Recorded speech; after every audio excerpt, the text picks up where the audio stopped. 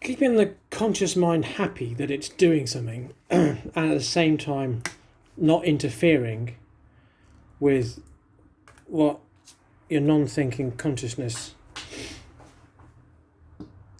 is directing, is a good trick.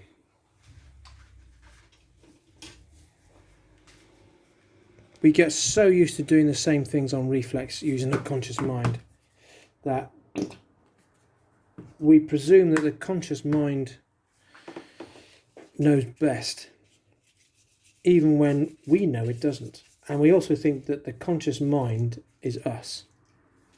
It's just a thought. Or perhaps it isn't us. Perhaps it's something else completely different. It is being directed by us, but the conscious mind is just tapping into something else. Not external, I'm still saying it's an external force. It's still an internal part of our internal memory, part of our internals and everything else. But, because often people talk about that and it sounds as though it's something we don't know, but we don't. It's something we intrinsically know, but aren't aware of. I'm only talking from experience. I've spent years staring at it and wondering, what? How'd you work that out? What are the constraints? Are you right-handed? But I use my left hand to paint. And now I do an awful lot with my left. I shave my left hand.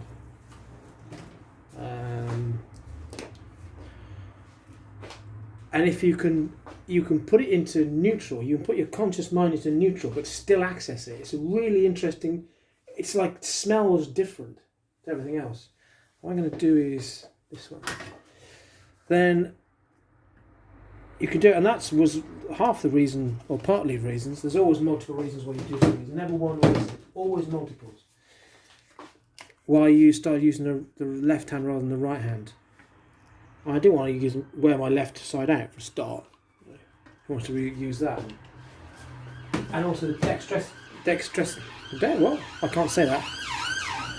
Dexterity of the fingers in both hands is very important, because as your left hand controls the right side of the brain, right hand controls the left, and how it crosses over when you first do something that's new with the other hand is it uses. So if you use your left hand to do something, your right controls it. But when you change hands to do the same thing, the right still will control the right until the right hand has worked out, or the left hand has worked out how to do it. That was too much in one go, wasn't it? I've done that, but the reason is I want to have two different textures, one on the paper and one on the paint, because they do produce different things. I need some more paint on there. I need another colour. So yeah, then it's amazing how then the left, so if you're using some of the right brain and you change it over, the right brain will control it until the left brain has got a handle on it. And that's just amazing. So what you're doing is opening up new neural pathways, and they won't be specific just to the thing that you're trying to do.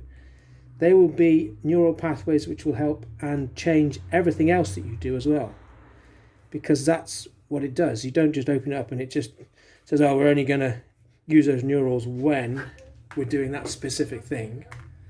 They'll do it all the time. That's quite a good pattern, because you've got a little bit of mixing in the top, and you've got some mixing in here, but you've got a difference with there and the white. Now I can leave that white, or I can fill it in. Just have a choice about that for a minute. Still got a few seconds to go, so I'll fill it in, because I still think it needs to be white though. But all that painting I just done then, I was talking to you, the talking was both being accessed by all sorts of parts of your brain, and you can do that and everything becomes. You're not asleep. You're not asleep. If you are aware of all these things that are going off, you can't be asleep. You just go, oh gosh, shall I leave that? And this is a big decision. Do I leave that? I think I leave a little bit, but I think I have to take this down here.